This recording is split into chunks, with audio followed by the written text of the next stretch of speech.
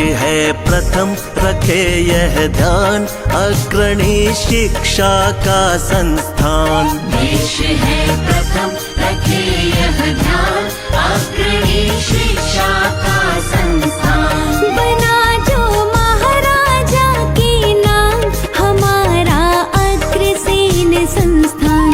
देश है प्रथम रखे यह ध्यान, अग्रणी शिक्षा का। नमस्कार, आज मैं मानसी गर्ग आप सबका हार्दिक स्वागत करती हूँ। आज युवा शक्ति दिवस के अवसर पर हमारे बीच उपस्थित हैं हमारी संस्था के संस्थापक एवं chairman doctor Nand Kishore Garg ji. Sir, आपका इस कार्यक्रम में हार्दिक स्वागत है। नमस्ते सर, 12 जनवरी को हम युवा शक्ति दिवस के रूप में मानते हैं। आपके अनुसार इस दिन को युवा शक्ति से जोड़ने का क्या महत्व है? 12 जनवरी एक बहुत ही महत्वपूर्ण दिन है। 12, 13, 14 हर 50-100 साल में तारीखें आगे पीछे हुई है। जी।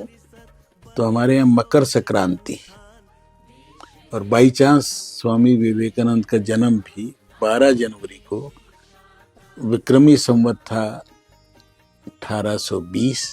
उस समय मकर संक्रांति थी, क्योंकि तारीखें मकर संक्रांति की जैसे इस बार 15 तारीख है, तो उस टाइम 12 तारीख थी और वो बहुत ही शुभ दिन था। और भारत सरकार ने एक युवा आइकन के रूप में देखा कि सबसे उचित व्यक्ति कौन है जिसके आदर्शों पर हम चल सकते हैं।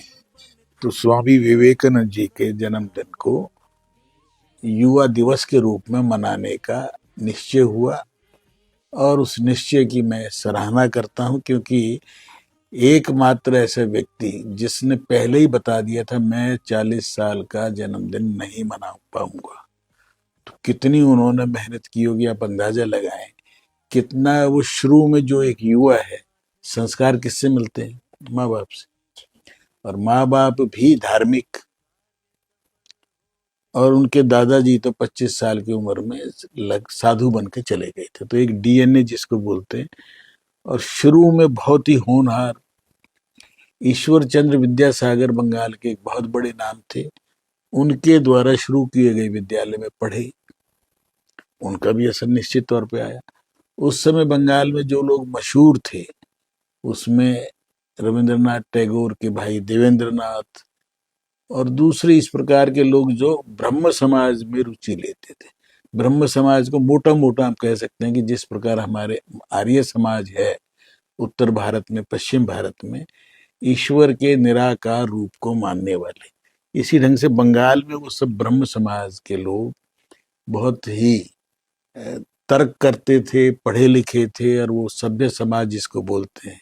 क्योंकि सबसे पहला विश्वविद्यालय अंग्रेजों ने जो शुरू किए भारत में काले अंग्रेज बनाने के लिए, तो जहाँ जहाँ प्रेसिडेंसी थी, बम्बई, चेन्नई, कलकत्ता, लगभग एक 1857 के बाद, तो उनका असर था।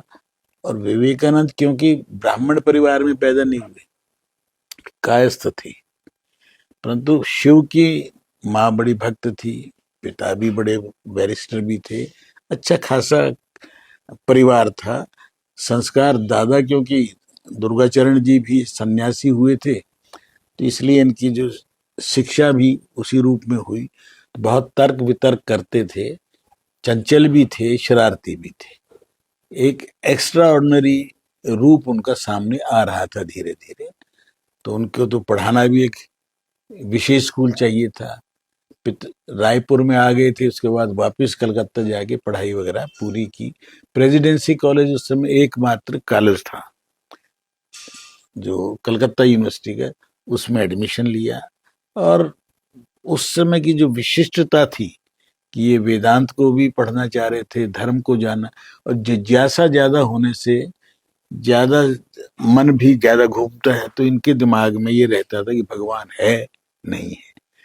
तो सबसे पहले जो रामकृष्ण मिशन से में गए, जो रामकृष्ण जी ने, परमहंस इसीलिए उनको कहा कि एक बहुत ही बड़ा प्रभाव डाला, जिनको आगे नरेंद्र दत्त से विवेकानंद बनने की यात्रा वहां से प्रारंभ होती है। नहीं तो इनका तो बचपन का नाम नरेंद्र दत्त था। और मैंने जैसे पहले बताया कायस्थ परिवार में थे, ब्राह्मण नहीं थे परंतु अध्ययन बहुत करते थे, और इन्हीं के नाम राशि आज सौभाग्य से नरेंद्र जो हैं वो भी इनकी राह पर चलने के लिए कलकत्ता सारगाछी आश्रम भी गए थे और संन्यास लेने का भी सोचा था। उसी से जुड़ाव हमारे संघ के जो शताब्दी वर्ष हम मना रहे हैं, दूसरे सर संचालक जिनको हम गुरुजी बोलते हैं, माधव राव सदाशिव राव गोलवलकर, वो भी विवेकानंद के गुरु भाई से दीक्षा लेने के लिए वहां गए थे।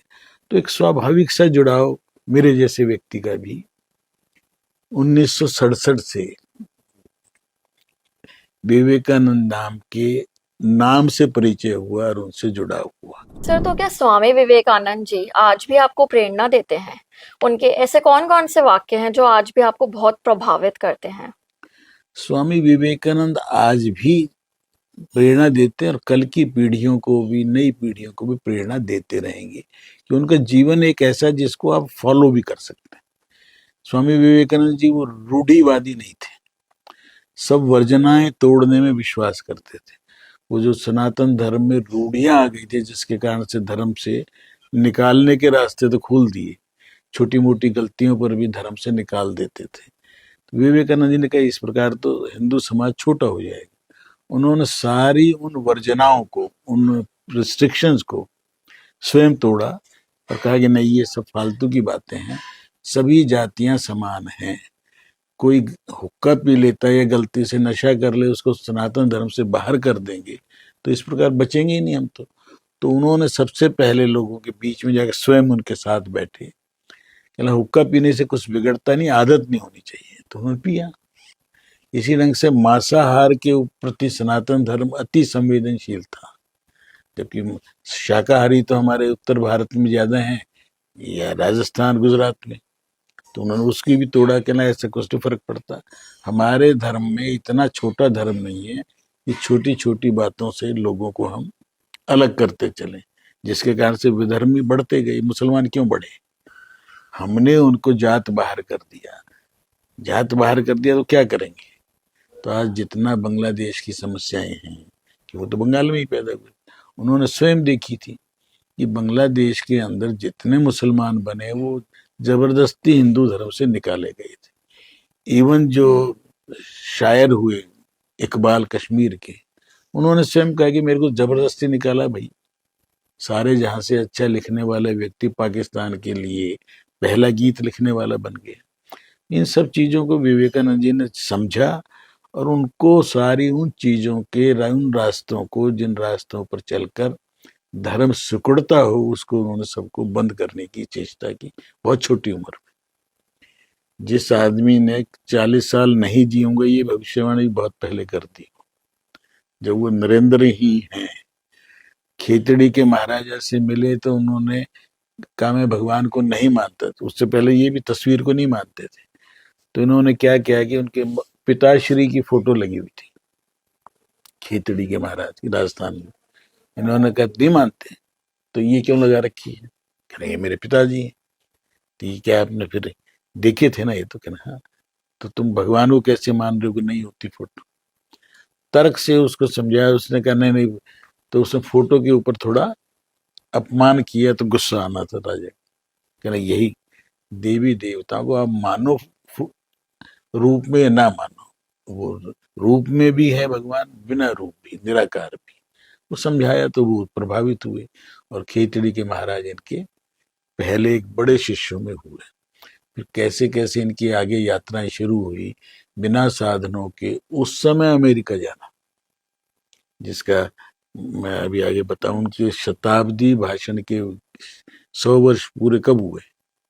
93 में, 1993 शिकागो के, जिसमें इनके जो शुरू के 3 वाक्यों ने विश्व उनके पीछे झूम के चल पड़ा। My brothers and sisters of America.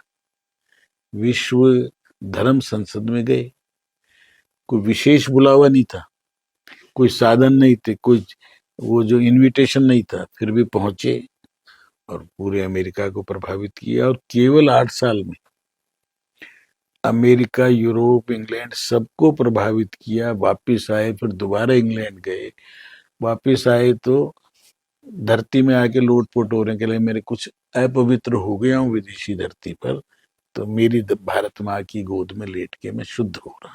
तो कितना उनका दूर की सोच थी। ऐसा व्यक्ति सब जो रिचुअल्स को ज्यादा ना मानता हो, धर्म को मानता हो, कॉन्ट्रोडिक्टरी नहीं है, तो उन्होंने करके दिखाया। सर, तो आपका क्या कारण था शिकागो जाने का शताब्दी वर्ष में? वहां से आपको क्या प्रेरणा मिली जब आप आए? मैं समझता हूँ कि मैं बचपन से ही जिस विद्यालय में पढ़ा वहां से हमें 3-4 जो आइकॉन नजर आए, जी। तो धार्मिक रूप में या यूथ के लिए स्वामी विवेकानंद, पॉलिटिकली मैं जयप्रकाश नारायण जी को फॉलो करता हूँ 62 से, और सांस्कृतिक रूप से भारत से जड़ा हुआ संगठन राष्ट्रीय स्वयंसेवक संघ, और उससे प्रभावित स्वामी विवेकानंद का मैं जब पढ़ प्री इंजीनियरिंग कर रहा था उस समय इनका शताब्दी वर्ष का वो चल रहे थे कार्यक्रम, और संघ ने एक दायित्व लिया कन्याकुमारी में एक इनका मेमोरियल बनाया जाए। अब पूछो आप कन्याकुमारी में क्यों? हम आम भाषा में बोलते हैं कश्मीर से कन्याकुमारी, एक तो इसलिए कन्याकुमारी को अंग्रेज केप कुमारिन बोलते थे। 3 समुद्र वहां मिलते हैं, कभी आप गए हो ना गए हो तो जाना। तीनों समुद्रों के रंग अलग अलग है। कन्याकुमारी, हिंद महासागर तो मुख्य है ही, तो बाएं से अरब सागर जिसको बोलते हैं, दाएं से बंगाल की खाड़ी। वहां पर एक बीच में एक बड़ा पत्थर है, वहां स्वामी विवेकानंद ने 2-3 दिन वहां तपस्या की अकेले, और भारत माँ के किस्म से उन्होंने भारत भूमि को भारत माँ के रूप में एक दर्शन हुए उनको। तो उसके बाद वो वहां से आ गई, तो बाकी सारी है, परंतु वहां पर उनका यादगार बने तो एक नाथ रानाडे जी, संघ के एक बहुत वरिष्ठतम हमारे कार्यकर्ता थे, उन्होंने तय किया कि वहां उनका एक मेमोरियल बनना चाहिए, स्मारक बनना चाहिए। वहां तो उन्होंने क्रॉस लगा दिया था क्रिश्चियन में, वो केप कुमारिन बोलते थे, तो बने कैसे? तो राष्ट्रीय स्वयंसेवक संघ के जो नंबर 1 थे उन्होंने नंबर 2 को भेजा कि भाई ये काम तो आप करो एक नाथ जी। वो गई तो वहां देखा बड़ी भयानक परिस्थिति है, मछुआरों का घेरा हुआ है, और वहां संभावना कठिन थी। वो मिले लाल बहादुर शास्त्री से, उन्होंने कहा भाई जब हो सकता है ये तो आप आधे सांसदों के साइन करा के दे दो। अब कितना मुश्किल, अगर 540 हो तो 270 MP कहें तो हमको सरकार मदद करेगी। अब उनको तो बंगाल के लोगों का तो सभी पार्टियों के लोगों ने सिग्नेचर रानाडे जी के कहने से कर दिए, कि बंगाल में तो सर्वमान्य थे, बाकियों को धीरे धीरे समझाया तो, परंतु वो टारगेट पूरा हो गया। तो लाल बहादुर शास्त्री जी प्रधानमंत्री बन गए थे, तो उन्होंने इंदिरा जी को, उनकी जल्दी डेथ हो गई, तो इंदिरा जी को जाके बताया कि ना जो प्रधानमंत्री ने कहा था तो मैं भी इसको मान्यता देती हूँ और कोशिश करके बनवाती हूँ। खैर उन्होंने कोशिश करके, तमिलनाडु में उस टाइम मद्रास राज्य बोलते थे, उनके वहां राज्य में भी कांग्रेस की सरकार थी, तो उनको समझा बुझा के जमीन दिलाई। शर्त ये थे कि 1 रुपया भी सरकार नहीं देगी। उस समय में 1-1 रुपये का पोस्ट कार्ड जैसा होता है इस साइज का, उनके एक वो बनाया गया डोनेशन के लिए, एक उसका चित्र जो बनना है बन गया। तो और 1-1 रुपये इकट्ठा करना है एक व्यक्ति से, तो उस समय 1 रुपये भी बड़ी चीज थी। तो हम जब विद्यार्थी परिषद के सदस्य बने, उनको हमें भी 100 वो दिए गए इकट्ठे करो। मैं उस समय NCC में भी था, प्री इंजीनियरिंग कर रहा, तो मैंने कहा भाई ये तो बड़ा अच्छा काम है, तो हमने कोशिश करके वो इकट्ठा किया। तो वहां से मेरा 1967 से मैं इस प्रोजेक्ट से समझे जुड़ गया, जो पूरा हुआ धीरे धीरे। पूरा होने के बाद उसका उद्घाटन राष्ट्रपति VV गिरी ने किया, और उसके अंदर लगभग सभी का सहयोग था, परंतु तो मुख्य रूप से राष्ट्रीय स्वयंसेवक संघ का, तो कई लोग उससे दूर भी भागते थे। मैं समझता हूं कि उसके बाद एकनाथ रानाडे जी ने विवेकानंद केंद्र को तो विकसित हुआ ही, नॉर्थ ईस्ट भारत जो कमजोर था उस समय, जहाँ भारत न हिंदी बोलते थे, न सभ्यता थी, न स्कूल थे, दूसरा उन्होंने उसी के माध्यम से लिया। तो मैं उससे आज भी जुड़ा हुआ हूँ।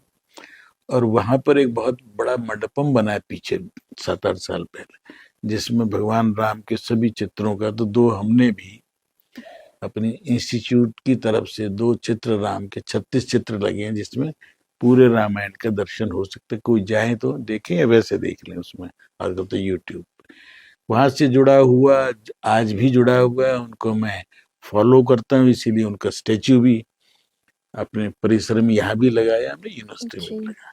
और मैं नहीं, राष्ट्रीय स्वयंसेवक संघ के लगभग सभी लोग, आज के प्रधानमंत्री जिनका ओरिजिनल नाम तो वही है नरेंद्र, ये भी लगभग मेरी उम्र के ही है। तो उस समय से ही हम लोग इस विचारधारा से जुड़ते चले गए, और अब भगवान ने अवसर दिया है उनको, तो उनके नाम को ही चरितार्थ करते हुए, जैसे सपनों का भारत वो बनाना चाहते थे, नेताजी सुभाष चंद्र बोस बनाना चाह रहे थे, शहीद भगत सिंह, सुखदेव, जिनको हम सब फॉलो करते हैं, गुरु गोविंद सिंह जिसने पूरे परिवार, पिता, बच्चों तक का बलिदान दिलाया, छत्रपति शिवाजी महाराज, उनके सुपुत्र महाराणा प्रताप, उन सबको हम अपना आदर्श मान के आगे बढ़ते हैं। और वही संस्कार अपने इन 10,000 विद्यार्थी यहाँ हैं, 3,000 हिमाचल में हैं, स्कूल में हैं, और हम जिस भी चीज से जुड़े, क्यों मैं शिक्षा के 20-22 हजार स्कूल हमारे समर्थ शिक्षा समिति, हिंदू शिक्षा समिति, विद्या भारती के हैं। इसी ढंग से एकल विद्यालय हमारे 1 लाख से ज्यादा है। तो सबके अंदर बच्चों को शिक्षा के साथ संस्कार देना, और विवेकानंद ने कहा जहाँ स्कूल नहीं है वहां सब जगह पहुंचना हमारा ड्यूटी है, हमारा धर्म है। और आज हम गर्व से कह सकते हैं कि पिछले 5 साल पहले ये टारगेट हमने पूरा कर दिया कि हम देश के उन सुदूर क्षेत्रों में, माना गांव सबसे लास्ट गांव है चाइना के बॉर्डर, बद्रीनाथ से ऊपर, वहां भी है, कन्याकुमारी भी है, अंडमान निकोबार भी, लक्षद्वीप भी, कश्मीर भी, लद्दाख भी, और उन दुर्गम स्थानों पर जहाँ आतंकवाद था वहां भी हमने वो स्कूल छोटे छोटे शुरू किए। वो सारा प्रेरणा स्वामी विवेकानंद की रही है, और उनकी प्रेरणा से ही मैं ही नहीं, पूरे देश के 140 करोड़ लोग उनकी से प्रेरित होकर काम करें। तो ये जो सपना है 2047 विकसित भारत का, उसको हम अचीव कर पाएंगे, क्योंकि मोदी जी ने हम सबको उस रास्ते पर अब चला दिया है। कि पहला टारगेट क्या है, मैकाले की शिक्षा और न्याय व्यवस्था जो इस देश को जकड़े हुए है, उसको हमने 2035 तक उस जकड़न से मुक्त करना है, ताकि हम जो नई पीढ़ी आपकी तैयार हो रही है वो भारत पर गर्व कर सके, अपने पर विश्वास कर सके, और अपने देश के लिए जीने की एक संकल्प लेके चलें। ऐसा भारत हम बनाने में समर्थ हो पाएंगे, मुझे तो विश्वास है। सर, इसके अलावा मैं आपसे जानना चाहती हूँ कि जैसे स्वामी विवेकानंद जी का एक वाक्य है, उठो, जागो और तब तक मत रुको जब तक तुम्हारा कार्य सफल ना हो। क्या आप मानते हैं कि यह विचार आज के युवाओं की सफलता का कारण है? ये जो वाक्य है ये उन्होंने कहाँ से पिकअप किया है? उपनिषद से जी। और उस समय लोग प्रेरित होते थे, हम भी हुए और आगे भी होते रहे, क्योंकि बड़ा सिंपल है ना। मैं जब 1993 में शिकागो भाषण के 100 साल पूरे होने पर मैं गया था एक डेलीगेशन में अमेरिका, वहां जो इस वाक्य के ऊपर 3-3 मिनट बोलना था, बड़े बड़े लोग, जिसमें बड़े संत, बड़े पूरे विश्व के, जिसमें भारत से भी गई थी, जस्ट फॉर 3 मिनट्स, और इन शब्दों को ही एक्सप्लेन करना था। और किया लोगों ने बड़े अपने अपने ढंग से। उत्तिष्ठ, जागृत, प्राप्य। तो उत्तिष्ठ पहले क्यों है, इस बात पे लेके उमा भारती का जो भाषण था 1.5 मिनट का, उसमें सबसे भाषण तालियां बजी कि पहले उठता है आदमी या पहले जागता है। मैं भी प्रश्न आपसे पूछूं कि पहले उठते हो या पहले जागते हो? सर, पहले उठते हैं। जनरली पहले माँ आएगी, कोई भी जगाएगी ना, जगाएंगे, फिर उठेंगे। उठेंगे, पहले जागते हैं। और इसीलिए माँ जो होती है बच्चे पे क्या करते थे, नहीं और बाजू पकड़ के उठा दिया और थोड़ा पानी के छींटे डाले जी, कि पहले उठ, जाग, उठ। तो जब भी तो चलेगा। और जगाने का सबसे मुश्किल काम है। हम्म, तो उत्तिष्ठ जागृत, और फिर वर मतलब अपने लक्ष्य को प्राप्त करना। इसीलिए फिर इनका अगला चरे वेती, चरे वेती, चलते रहो चलते रहो। उसी पे हमने संग में गीत है, फिर पतवार चलाते जाएंगे मंजिल आएगी आएगी, तो चलते रहेंगे तो मंजिल आएगी। तो ये सब प्रेरित करने वाले जो ध्येय वाक्य हैं, ये एक किस्म से क्या ध्येय वाक्य है, और सामने लिखा रहना चाहिए, तो रोजाना प्रेरित करेगा आपको। और सर इसके अलावा जैसे कि मोदी जी कुछ समय पहले स्वामी विवेकानंद जी के आश्रम गए थे और उनके विचारों से काफी प्रभावित भी हुए थे, तो उनके बारे में क्या कहना चाहेंगे आप? मैं शायद लोगों को मालूम नहीं कि नरेंद्र मोदी जी भी संन्यास लेने के लिए घर से निकले थे। 2-2.5 साल पहाड़ों पर गुफाओं में रह के तपस्या की और ढूंढ रहे थे लक्ष्य। क्योंकि पत्नी को तो बोल दिया था तुम पढ़ लो, अध्यापक बन के अपना जीवन चलाना, मेरी शायद आपसे मुलाकात हो ना हो, और इसलिए विवाह कर दिया। बचपन में हो जाता था, इसलिए तुम अपना अध्यापक बन के सेवा करना, मेरा पता नहीं मैं क्या बनूंगा।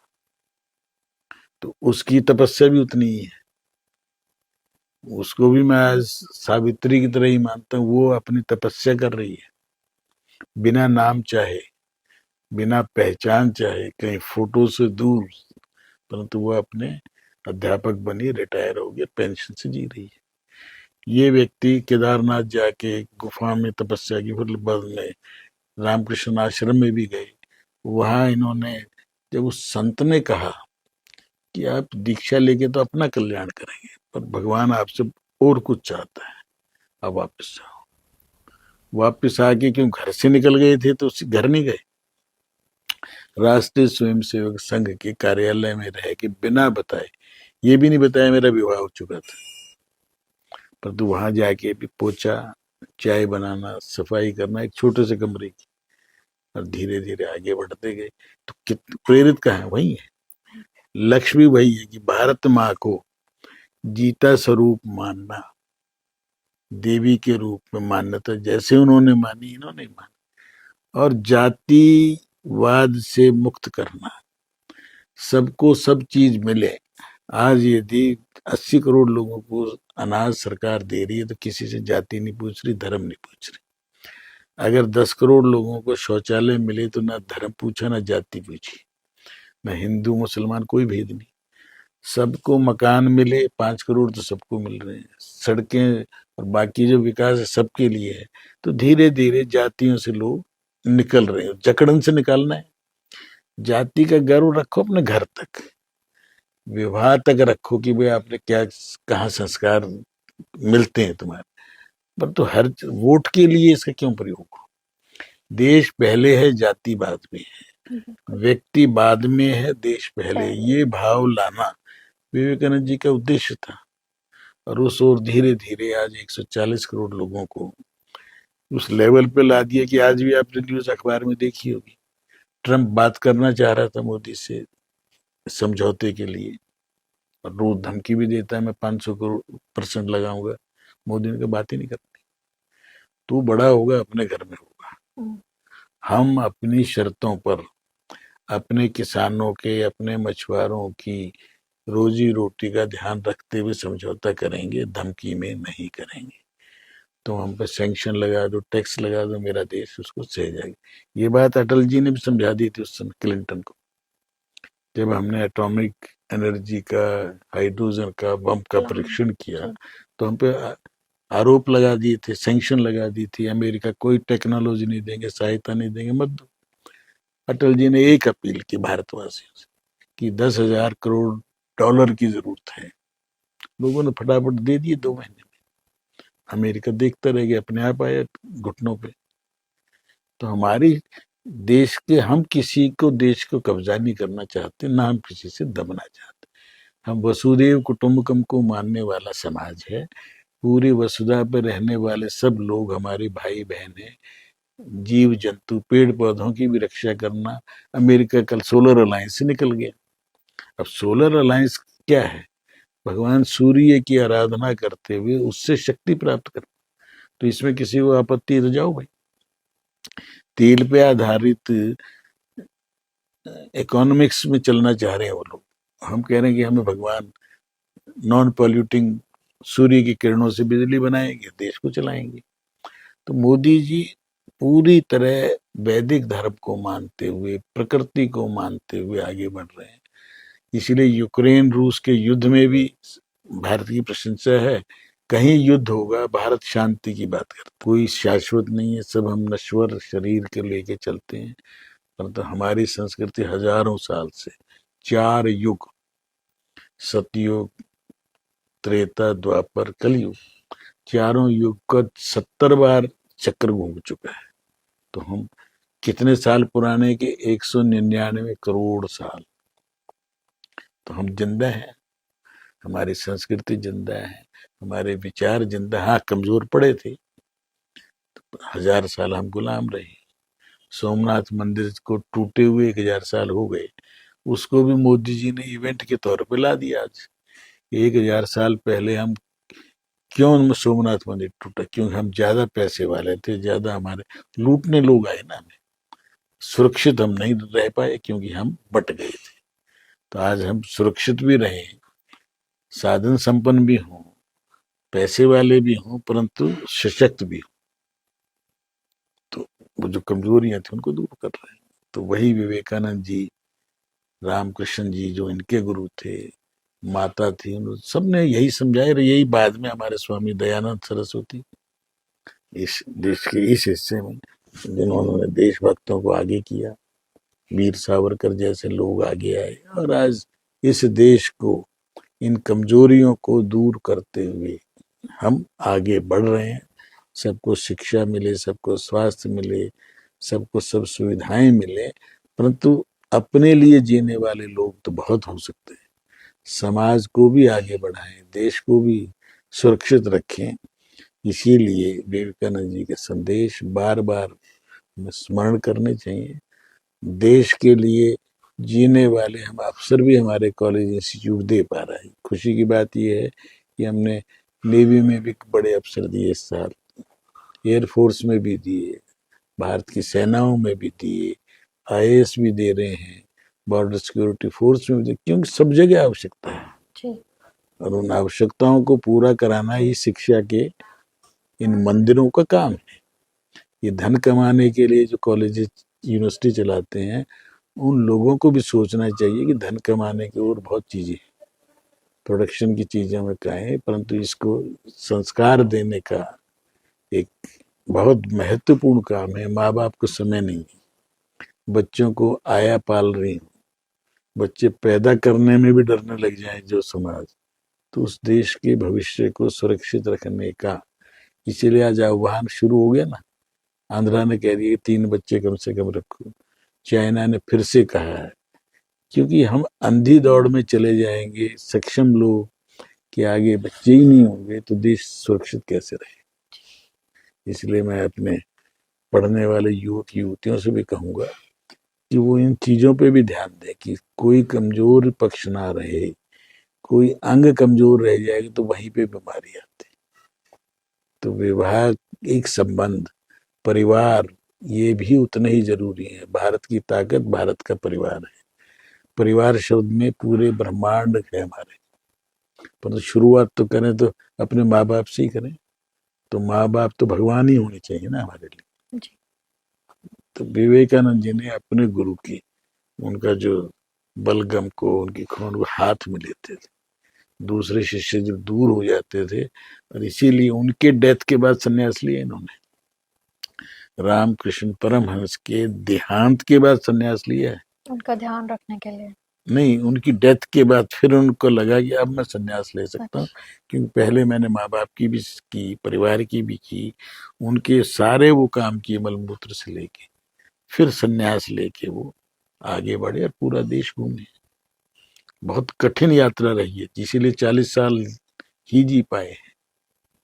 पहले बोल दिया था मेरा 40वां जन्मदिन नहीं मनेगा, जिसका मतलब तिल तिल करके अपने शरीर को, उनको मालूम था मैं जा रहा हूं।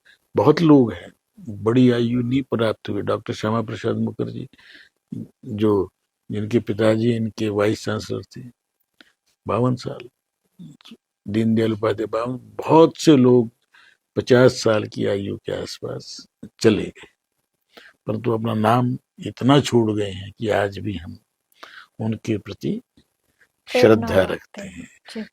1863 और आज कितने दिन हो गए, 160 साल हो गए लगभग। आज भी विवेकानंद जी हमारे लिए मार्गदर्शक हैं, रहेंगे, और उनको जितना ज्यादा अध्ययन हम करेंगे उतना ज्यादा उन जैसे बनने का प्रयास करने की ओर प्रेरित होंगे, ये मुझे विश्वास है। सर, इसके अलावा मैं आपसे जानना चाहती हूँ कि जैसे आज की मोदी सरकार स्वामी विवेकानंद जी के विचारों पर चलते हुए काफी स्टार्टअप्स और स्किल डेवलपमेंट को बढ़ावा दे रही है, तो क्या आपको क्या लगता है ऐसे युवाओं के फ्यूचर को कैसे अनुभव मिलेगा, कैसे उनकी मदद होगी इसके जा? ये तो बहुत आवश्यक है ना, जब तक हमें कोई हुनर नहीं आता होगा। भारत की ताकत कहाँ है, या तो उसके इन हाथों में जो मलमल इतनी पतली बनाते थे कि अंगूठी में से थान निकाल लेते, या ब्रेन जो आज सॉफ्टवेयर के अंदर भारत का कोई सानी नहीं। चंद्रमा पे पहुंचने में हमने कितना थोड़ा समय लगाया और सबसे सस्ता बना के दिया, कि हमारे दिमाग और हमारे हाथों की कलाकारी, इनको फिर से उभारना है, जिसकी ओर सरकार जो स्किल डेवलपमेंट की बात करना, सिखाने की बात करना, सारा जोर उसी पे है कि केवल अक्षर ज्ञान से कुछ नहीं होगा। डिग्रियां तो नकली लेने वाले भी घूम रहे हैं, असली वाले भी। काम आना चाहिए आपको, जैसे फोटोग्राफी आनी चाहिए, फिल्म के लिए डायरेक्शन का काम है, जैसे हम जर्नलिज्म में 16 चीजें पढ़ा रहे हैं, इवेंट मैनेजमेंट से लेके, और कितने 3 साल में कितना मुश्किल काम है। जिसको आ जाएगा, जीवन कठिन भी है, रात सुबह 4 बजे भी फोटोग्राफर को जाना पड़ रहा है, एक्सीडेंट हो गया, ये हो गया, वो हो गया, परंतु देश के लिए भी कर पा रहा है और अपना शौक भी पूरा कर रहा है। तो पढ़ाई को शौक से, आवश्यकता के हिसाब से, अपने शौक के हिसाब से पढ़ाई करें, उसके अंदर स्किल का इनपुट जरूर डालें। बिल्कुल सही कहा सर आपने, आजकल के समय में स्किल्स काफी ज्यादा जरूरी हो चुकी हैं। सर, इसके अलावा स्वामी विवेकानंद जी आत्मविश्वास और सभी धर्मों में विश्वास की बातें करते थे, तो आपके अनुसार क्या ये विचार भारत की एक विकसित भारत बनाने में मदद करते हैं? जितना विजन हमारा बड़ा होगा, इसलिए हम कहते हैं ना, दिल बड़ा रखो, सोच बड़ी रखो। बड़ी सोच से कहते हैं दिन में सपना देखो और फिर उसको पूरा करने के लिए मेहनत करो। तो ये सारी चीजें क्या है कि बड़ा का अर्थ क्या है, जो सबको अपने समान समझना, किसी से भेदभाव नहीं करना, किसी से छुआछूत नहीं करना, तो जब ही तो देश एक होगा, और एक होगा तो आगे बढ़ेंगे। इसीलिए थोड़ी कठोर भाषा में बोल देते हैं योगी जी, कटेंगे तो बटेंगे, या बटेंगे तो कटेंगे, पर तो बात तो एक ही है, मिलके रहें, एक रहें। और एक का अर्थ भी पूरे जड़ पदार्थ भी और चेतन भी। पेड़ में भी जान है, ये भी हमने प्रूव कर दिया जगदीश चंद्र बसु ने। पेड़ों में जान है, ये सिद्ध किया। किसी पेड़ के पास मधुर संगीत बजाओ, दूसरे उसी के बराबर के पेड़ पे आप सेट, उसे ग्रोथ में आप 2 साल में अंतर देख लें। तो इसलिए हमारे सारी अनुभव से लिखी हुई है हमारे चारों वेद, विज्ञान छिपा हुआ है। वो भाषा उस टाइम संस्कृत थी, आज संस्कृत पढ़ाई नहीं लोगों को, तो अमेरिका क्या कह रहा है कि कंप्यूटर के लिए best language is Sanskrit. NASA में वो कंपलसरी पढ़ा रहे हैं, जर्मन में संस्कृत पढ़ा रहे हैं, हम भी पढ़ा लेंगे और 2 साल में फिर से। सर, आज हम युवा शक्ति दिवस मना रहे हैं और आने ही वाले दिनों में लोहड़ी और मकर संक्रांति जैसे पावन त्योहार भी आ रहे हैं, तो आप देशवासियों को क्या संदेश देना चाहेंगे? ये त्योहार भी सीधे ही विवेकानंद से जुड़े हुए हैं, मैंने पहले ही बताया था। सूर्य की गति, सूर्य मकर राशि में प्रवेश करेगा, दिन गर्म होने शुरू होंगे, तो हमारा कोई भी त्योहार बिना कारण नहीं है। और संक्रांति माना सक्रांति, अच्छी क्रांति, एक राशि से दूसरे में जाना। और लोहड़ी को पंजाब में इसको लोहड़ी बोल देते हैं, आसाम में शायद विभू बोल देते हैं, नाम एक ही है, सारे ऋतुओं पे आधारित त्योहार है, फसलों से सबका संबंध है, सब खुशियां देने वाले त्योहार हैं। और इनका एक ही संदेश है कि जिस प्रकार परिवर्तन होता है वो परिवर्तन होंगे, पर अच्छे परिवर्तन हों और देश के हित में हों, समाज के हित में हों, और युवा को केवल अपनी चिंता ना करके अपने देश की, समाज की, प्रकृति की, जो आज प्रदूषण की समस्याएं हैं, ज्यादा बाढ़ की, सूखे की, वो सब समस्याएं जुड़ी हुई हैं, और सब मिलके रहेंगे, प्रकृति का ध्यान रख के जिएंगे तो सब चीजें ठीक होंगी। सर, अपने प्रेरणादायक विचार हमारे साथ साझा करने के लिए आपका बहुत बहुत शुक्रिया। इसी के साथ हम आपसे विदा लेते हैं। युवा शक्ति दिवस, लोहड़ी और मकर संक्रांति की आप सभी को दिल से बहुत हार्दिक शुभकामनाएं। धन्यवाद। जय हिंद। शिक्षा का संस्थान बना